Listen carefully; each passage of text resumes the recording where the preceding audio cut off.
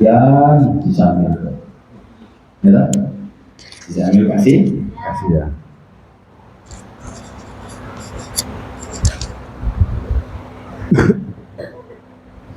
Sampai akhirnya Syamil ini berdoa kepada Allah Subhanahu wa Ta'ala. Di dalam doanya apa? Ya Sayyidi, ya Ilahi, ya Maulaya, Ilahi wahai Tuhanku, Ilahi wahai Tuhanku, wa Sayyidi dan pimpinanku, wa Maulaya dan bendara. Bendara itu ya apa namanya itu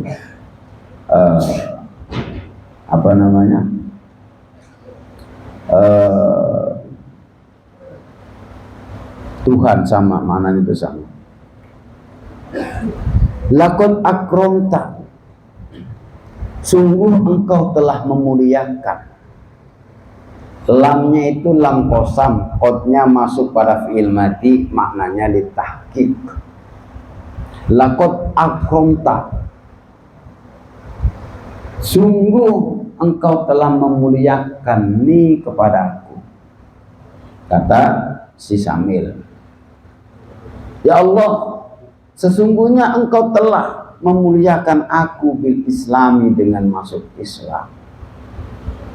Wa tawajjah, dan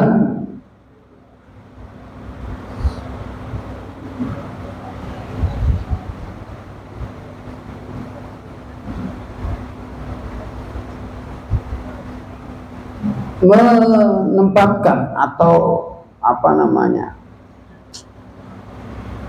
memberikan engkau ni kepadaku. Taj itu mahkota. Kalau mahkota itu cara mananya tuh mengenakan, dah. Apa namanya? Saya ada topi, memakaikan. Ah iya.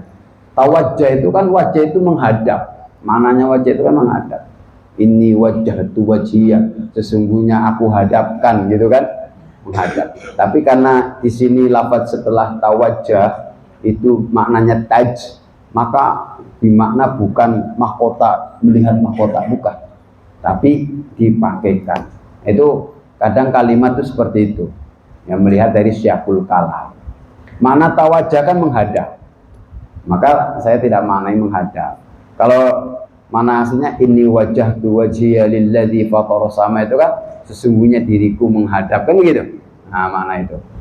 Tapi ini karena bitaj mahkota, mahkota itu artinya dikenakan atau pakaikan. Engkau ya Allah telah memakaikanku bitajil Islam, dengan mahkota Islam. Wa hadaita, dan telah memberikan hidayah engkau nih kepadaku. Engkau telah memberikan hidayah kepadaku bitajil huda, dengan mahkota petunjuk. Fa bi hurmatiddin, maka dengan kemuliaan agama ini. Fa bi hurmatiddin, ijlis amin. Fa bi hurmatiddin, maka dengan kemuliaan agama, alladzi razaqta, yang telah engkau beri rizki ni kepadaku, hi pada ad-din. Maknanya kayak gitu cara mana kitab. Alladzi razaqta, yang telah engkau berikan rizki ni kepadaku, hi kepada ad-din. Hi-nya domir. Engkau telah berikan rezeki untukku berupa agama ini. Wa bi hurmatil yaumi, dan dengan hormat atau kebaikan, kemuliaan, kehormatan hari al-mubaraki, yang penuh dengan berkah, al-syarifi, yang mulia, alladzi qaddara, yang telah mentakdirkan, hu pada alladzi atau al-yaum, indaka, di sisimu, indaka, di sisimu, alladzi, yang adapun derajatnya atau ketinggian daripada yaum hari itu indaka di sisimu itu azimun, sangatlah agung. Wa huwa adapun hari yang di sisimu itu adalah hari yang agung itu yaumul jum'ati, hari Jumat. As'alu, aku meminta, memohon, berdoa kepadamu ya Rabb, ya Ilahi, antarfa'a, memohon atau meminta, yaitu engkau menghilangkan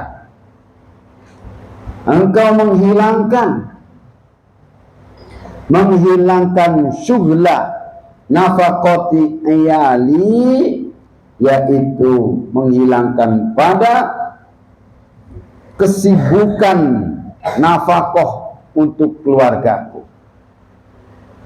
angkolbi, dari hatiku.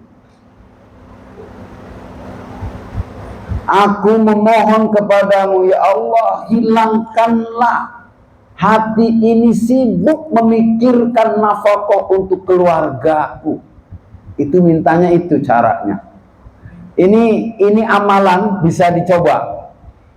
Jadi kalau kita ya, nanti watarzaqa, dan berikanlah rizki engkau nih kepadaku min haitsu la ahtasib, dari arah yang tidak pernah aku duga atau aku sangka. Nah, ini boleh dicoba. Amalan ketika seseorang mengalami kesulitan daripada mencari atau dalam perihal ekonomi, maka perihal yang pertama harus dibuang itu adalah rasa sibuk, pusing, pening, capek terhadap memikirkan ekonomi. Ini yang disampaikan oleh dua beradik yang adiknya masuk Islam. Dan ketika Islam, dia masuk agama Islam, Allah uji, Allah coba dengan perihal ekonomi susah. Baru masuk Islam, cari kerjaan susah. Ini kalau nggak punya iman yang benar-benar bisa goyah. Bisa goyang. Iya. Karena orang Kristen itu ada dananya loh. Beda dengan orang Islam. Mandiri. Maka kalian nggak pernah lihat kan orang-orang minta sumbangan tuh orang Kristen tuh? Hah? Nggak pernah kan? Nih, saya kasih tahu. Di dalam agama Indonesia, di Indonesia itu ada beberapa agama. Di antaranya adalah ada Kristen, ada Islam, Hindu, Katolik gitu, Konghucu yang baru itu. Ya, Konghucu. Dulu nggak ada Konghucu, itu agama baru. Kalau di dalam Islam itu banyak aliran. Ada NU, Muhammadiyah, LDII, Persis, belum lagi Ahmadiyah, Wahabi, Salaf, macam-macam. Ya toh? Dari beberapa aliran itu, satu sama lain sering mengolok, mengejek. Sehingga terkesannya adalah umat Islam ini tidak baik-baik saja. Itu. Apalagi udah diperang di media. Orang Salaf, orang Wahabi mengatakan ini bid'ah, ini haram, gitu. Ini syirik, banyak hal, gitu. Tidak banyak orang tahu bahwa agama Katolik, agama Kristen itu lebih parah. Kalau di agama itu namanya sekte. Kayak orang Cina itu, kayak Cina itu kan sekte, sekte Ming, sekte Faisong, itu ada. Bukan Faisal, Faisong. Itu ada sekte-sektenya. Iya. Di agama Katolik itu, sekte tersebut jauh lebih banyak daripada aliran-aliran. Kalau Islam itu menyebutnya aliran kayak gitu ya. Di Kristen alirannya juga lebih banyak. Jangan salah. Tapi mereka menyebutnya bukan aliran, sekte. Nah, lebih banyak. Dan sebenarnya perbedaan pendapat dan pertengkarannya itu jauh lebih buruk daripada kita. Kalian pernah lihat kalau di daerah-daerah, coba kalau mau ke Kembayan, mau ke Sekadau, mau ke Sanggau, mau ke Landak sana, itu di tepi-tepi jalan itu banyak gereja-gereja, gitu. 10 meter kadang gereja. Itu jangan salah, karena gereja didirikan itu ada asal muasalnya. Apa asal muasalnya?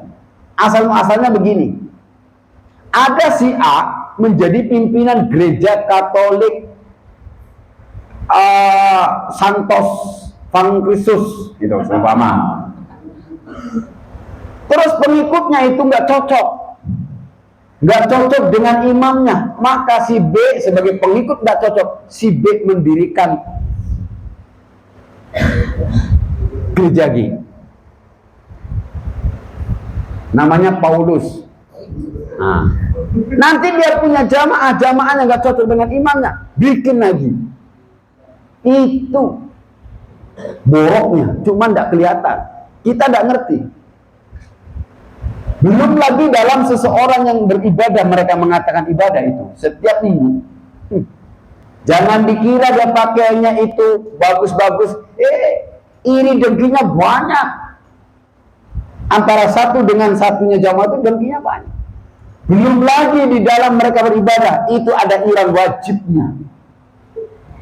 Ada iuran wajib, jangan dikira tak ada. Ya kalau kita kan tong yang berjalan itu. Loh, kalau tongnya darah pura-pura ngantuk ya lah. Biasa kan gitu kan. Kalau di sana enggak. Loh, saya kaji itu, belajar itu. Saya kaji itu, belajar saya. Nah, saya tahu ini ternyata di agama Kristen jauh lebih parah. Parah sebenarnya. Hanya saja mereka menutupi keparahan mereka itu.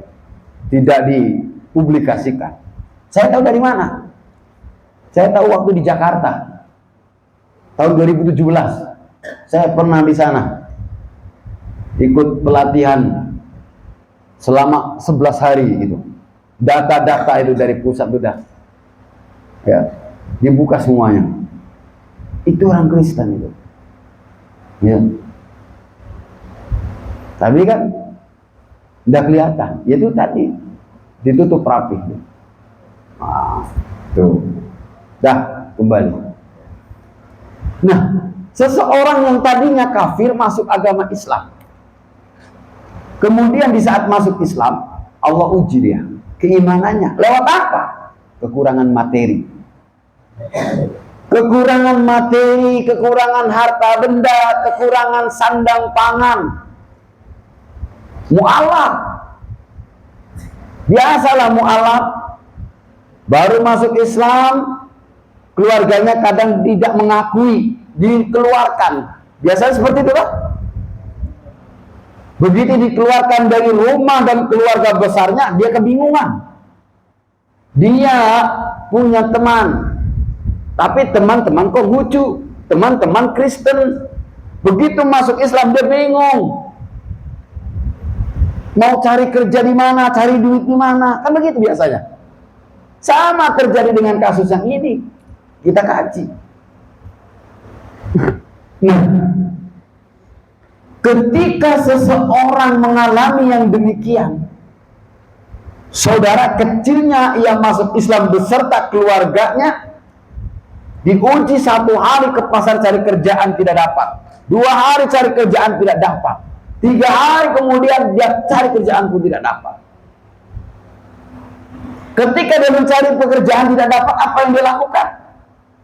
Tidak langsung pulang, tapi dia pergi ke surau, ke masjid, dia sholat sampai malam baru pulang. Di rumah anak istrinya sudah kelaparan. Besok sama, tidak dapat, siang pergi ke masjid, ke surau, sholat sampai malam, balik kosong, anak istri di rumah lapar. Hingga suatu ketika di hari Jumatnya dia berdoa kepada Allah Subhanahu wa taala, Ilahi Sayyidi wa Maulaya, ya Allah, wahai Tuhanku,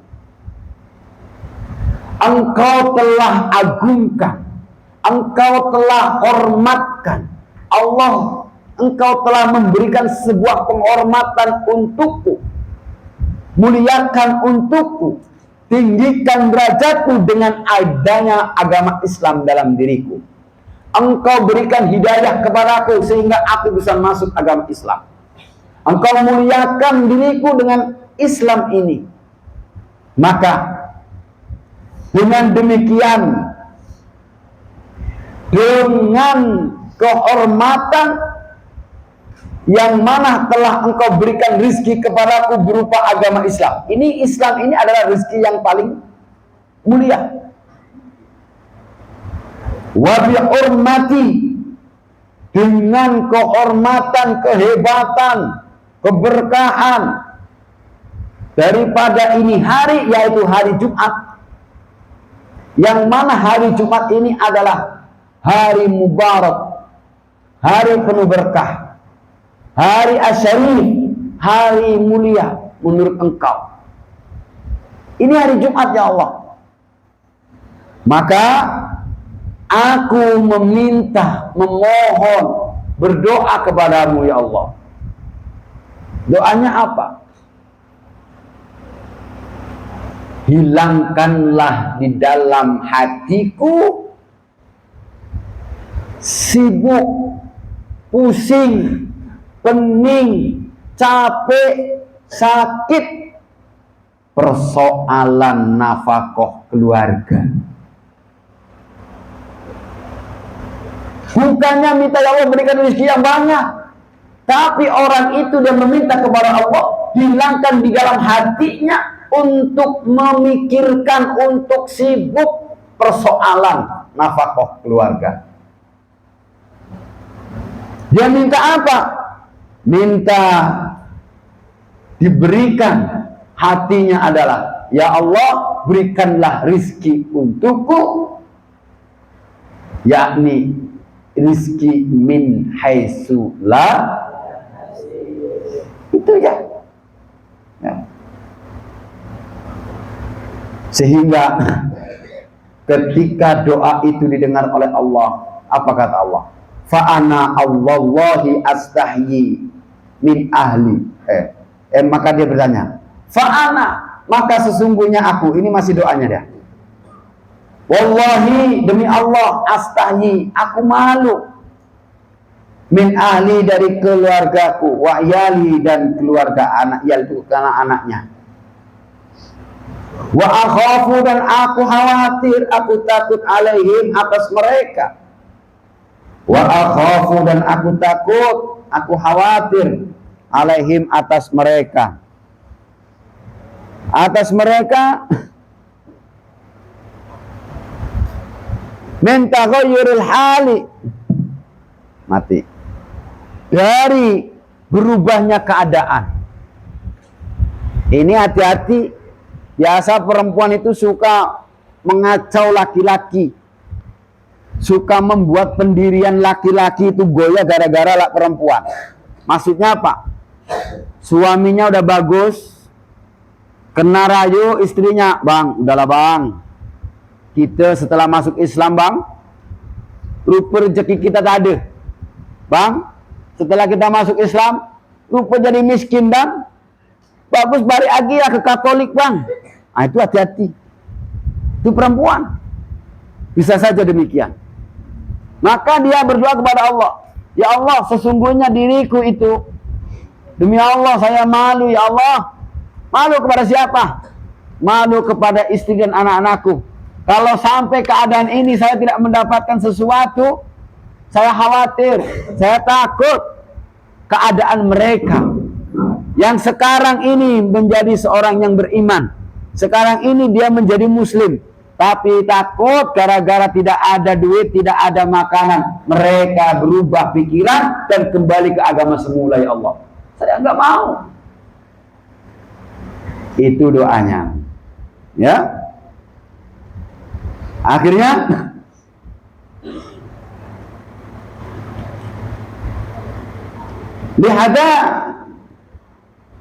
lihada safi halihim, karena barunya keadaan mereka fil islami, di dalam Islam.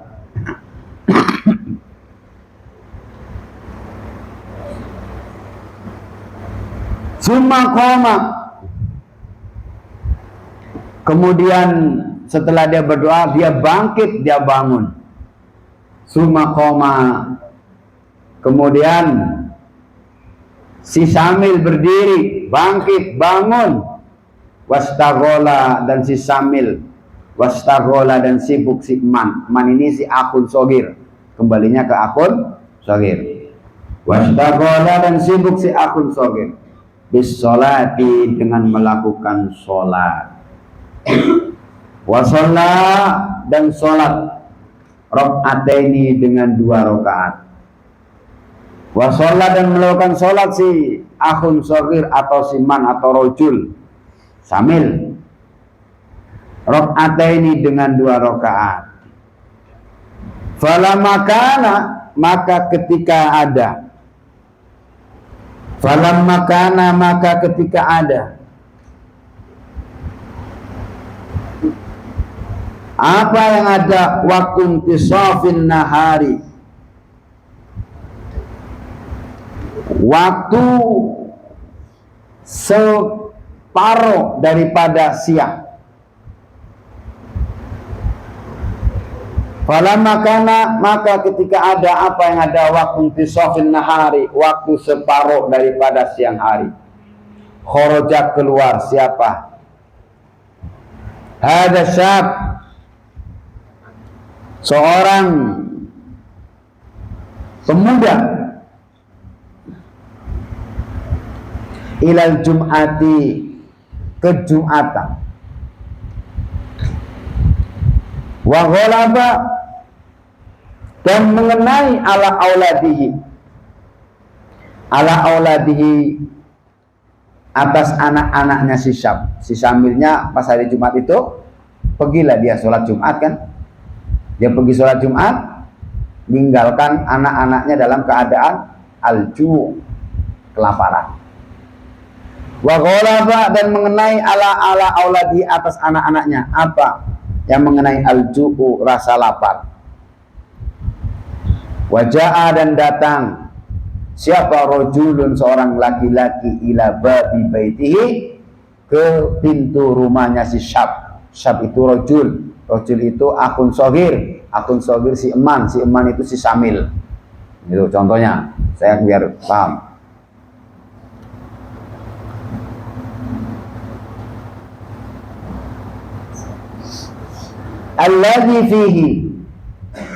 Alladzi fihi, yang di dalam rumahnya si Syab. Alladzi fihi, yang itu di dalam rumah si Syab. Iyaluhu, adapun keluarganya si Syab. Syab itu pemuda. Wa qara'a, dan ketok-ketok alaihim, atas iyal. Al-baba, pada pintunya diketok. Jangan dimaknai gedor ya. Kalau digedor-gedor itu kasar.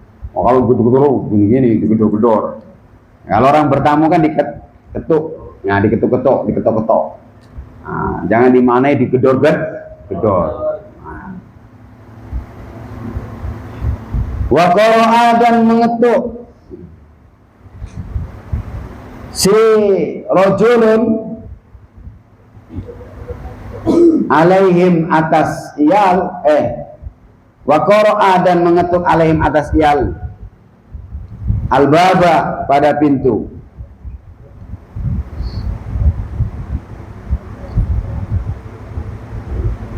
Fa kharajat maka keluar. Fa kharajat maka keluar. Siapa yang keluar? Imra'atuhu, istrinya si Syab. Siapa yang keluar? Imra'atuhu, istrinya si Syab. Fa'idzan, maka saat itu huwa adapun si rajul itu syabun seorang pemuda. Itu syabun seorang pemuda. Syabun playboy. Pemuda playboy. Ya, kalau syabun playboy berarti pemuda playboy. Nah, wadapun rajul itu syabun seorang pemuda hasanul wajhi, yang ganteng, yang bagus, yang baik daripada wajahnya. Dia ini di dalam itu di tangannya si Syab atau si rajul tadi, itu di tangannya si Syab atau si rajul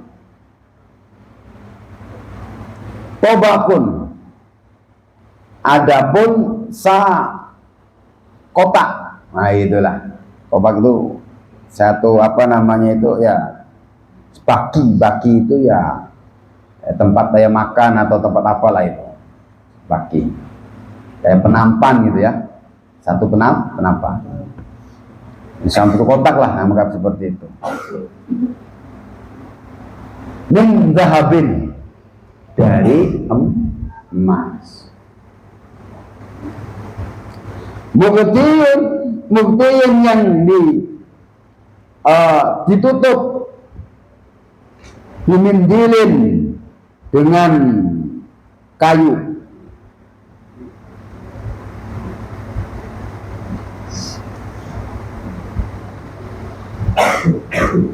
Dengan apa itu ya, mindil itu kaca ya, hah? Apa? Tisu, hah? Mindil apa? Tisu, hah? Kayak anu loh, sapu tangan itu apa namanya? Hah? Semacam itu. Ya suka lap lah gitu loh. Ditutup.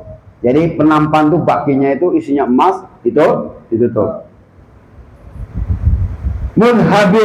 Mudhabin yang ditetesi emas.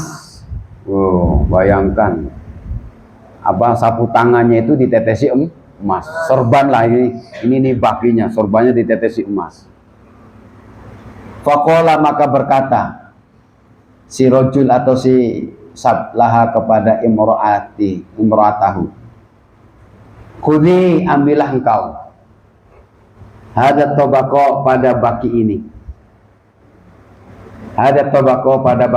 ini ambil.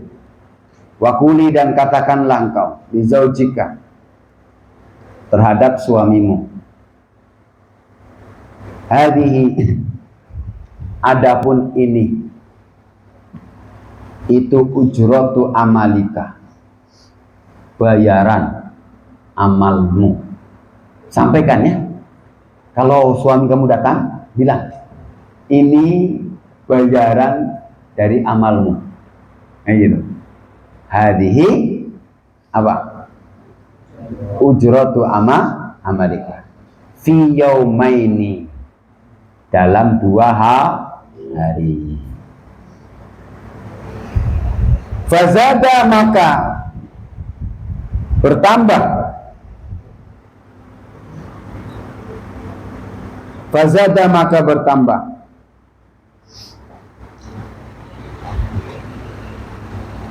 fil amali, di dalam mengamal.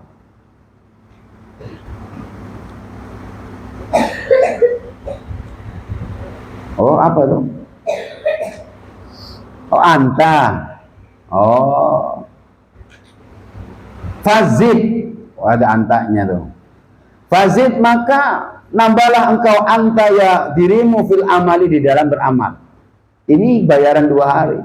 Besok tambah lagi ya. Kalau ngamal tuh tambah lagi.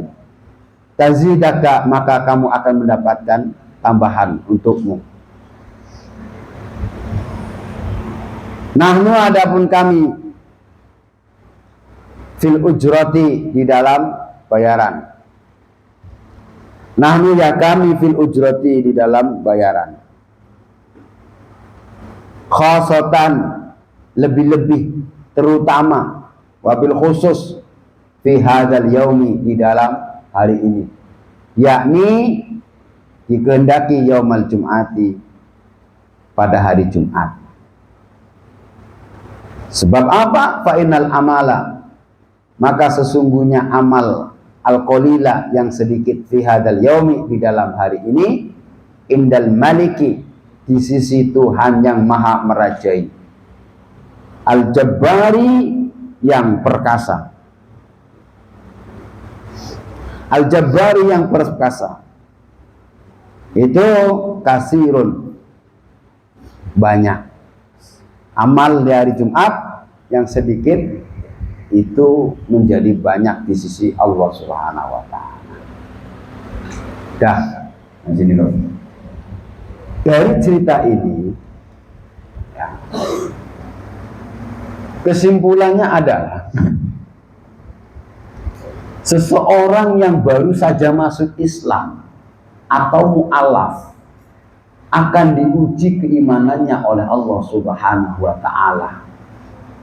Ujian itu bisa datang lewat kematian, bisa ujian itu lewat dengan susahnya ekonomi, sandang, pangan, dan lain sebagainya. Nah, di saat seseorang merasakan yang demikian, dalam kisah ini adalah dia tidak pantang mundur untuk terus mencari nafkah untuk keluarganya. Namun ternyata di saat ia melakukan usaha mencari nafkah tersebut, zonk, atau tidak mendapati apa-apa. Hingga yang terjadi adalah dia memperbanyak sholat hingga larut malam. Nah, di akhir daripada hari Jumat itu dia berdoa kepada Allah, ya Allah, Engkau telah muliakan diriku dengan adanya agama Islam ini. Engkau berikan hidayah kepadaku dengan adanya aku masuk agama Islam. Hari ini hari Jumat ya Allah, wa bihurmati hadzal yaum asy-syarif, dengan kehormatan hari ini yang mulia, hari ini yang penuh berkah ya Allah, saya minta, saya mohon. Apa permohonannya? Ya Allah, hilangkan di dalam hatiku, yakni kesibukan memikirkan duit. Hilangkan di dalam hatiku sibuk memikirkan ekonomi keluarga.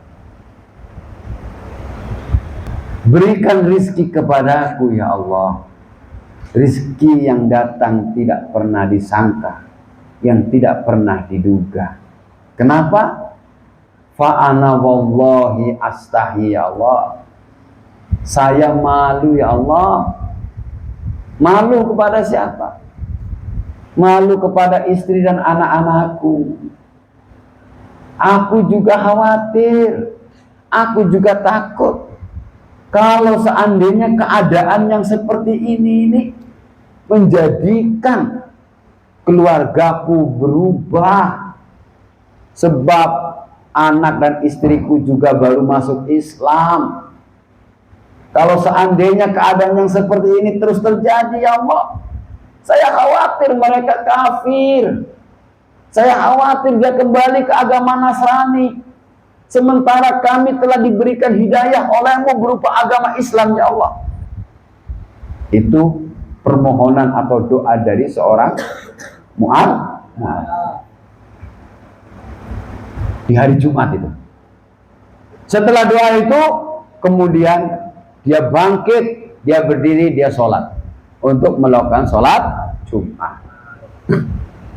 Hari Rabu, hari Kamis dia cari kerjaan, dia dapat kerjaan, dia dapat duit, dia dapat makanan.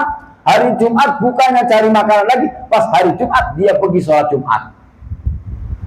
Sementara wa ghalaba ala auladihi alju, anak-anaknya ditinggal untuk melakukan sholat Jumat dalam keadaan kelaparan.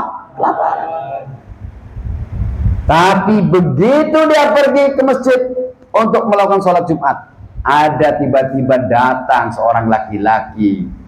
Dia mengetuk pintunya. Assalamualaikum. Waalaikumsalam. Ganteng kayak bakir. Pokoknya ganteng. Begitu pintunya dibuka sama istrinya, istri mu'alaf tadi, terlihat syab hasanul wajh, seorang pemuda yang begitu tampan. Di tangannya dia membawa sebuah penampan atau baki yang berisikan emas, ditutup dengan kain yang ditetes dengan emas pula. Kata istrinya, mohon maaf, abang siapa ya? Gitu. Kalau bahasa kita lah. Di sini nggak ada, kitabnya nggak ada. Kitabnya nggak ada. Gitu? Kitabnya nggak ada. Ya ngarang-ngarang ya saya lah. Begitu. Ini betul rumahnya Samil. Betul. Saya istrinya. Bang Samil pergi ke masjid sholat Jumat katanya. Oh, ada apa bang katanya? Ini Samil suamimu kemarin 2 hari cari kerjaan, kemudian dia kerja 2 hari. Ini saya bawakan ujratu amali. Ini bayaran daripada amal suamimu 2 hari. Sampaikan kepadanya ya. Ini bayaran yang 2 hari yang lalu dia kerja. Sampaikan juga fazid anta fil amal. Sampaikan juga ya Bu kepada suami ibu. Apa? Amalnya suruh bertambah. Terlebih-lebih di hari Jumat. Sebab apa? Seseorang yang beramal sedikit di hari Jumat, tapi di sisi Allah Subhanahu wa Ta'ala Al-Malik Al-Jabbar huwa kasir. Di sisi Allah itu banyak. Maka sholawat di hari Jumat itu beda dengan sholawat selain Jumat. Tasbih zikir di hari Jumat beda dengan tasbih zikir di selain hari Jumat. Keutamaan di hari Jumat ini penting juga. Maka kalau dia mau dari Jumat mau bertambah amalnya, maka akan ditambah juga upahnya. Nah, dari cerita ini saya simpulkan sendiri bahwa ketika seseorang merasakan kesusahan, kesulitan di dalam nafkah, di dalam ekonomi, ketahuilah jangan semakin sibuk, jangan semakin sakit, jangan semakin memikirkan ekonomi itu juga. Dari hikayat ini yang kita ambil adalah ketika seseorang merasakan yang demikian, mintalah kepada Allah untuk apa? Antarfa'a syughlah nafaqati ahli. Ya Allah, hilangkanlah fi qalbi, di dalam hatiku, yakni sibuk memikirkan ekonomi untuk anak dan istriku. Tapi penuhi hatiku dengan ingat kepadamu. Iya kan? Kalau kita kan begitu, balik ke balik tak? Tapi bagaimana hati ini tidak sibuk mikirkan dunia, nggak mikirkan nafkah. Berikan rizki kepadaku ya Allah min haitsu la yahtasib. Nah itu. Saya ini pemimpin keluarga, malu rasanya ya Allah. Kalau anak-anak saya, istri saya itu nggak bisa makan, bagaimana tanggung jawab saya gitu? Nah kurang lebihnya seperti itu doang. Ya, terpenting adalah hilangkan antar syughla apa? Hah? Dihilangkan kesibukan nafaqati ahli fi qalbi. Nah itu saya garis bawahinya di sini. Ya Allah, aku memohon kepadamu, hilangkanlah sibuk memikirkan nafkah keluarga untuk keluargaku di dalam hatiku. Jadi hatinya itu nggak mikirkan duit terus, gitu. Gitu? Tapi hati ini dipenuhi dengan Allah, bukan dipenuhi dengan duit, gitu. Itu kuncinya seperti itu. Nah, kesimpulan daripada kisah ataupun hikayah cerita pada kesempatan malam hari ini. Wallahu a'lam bishawab. Al-Fatihah.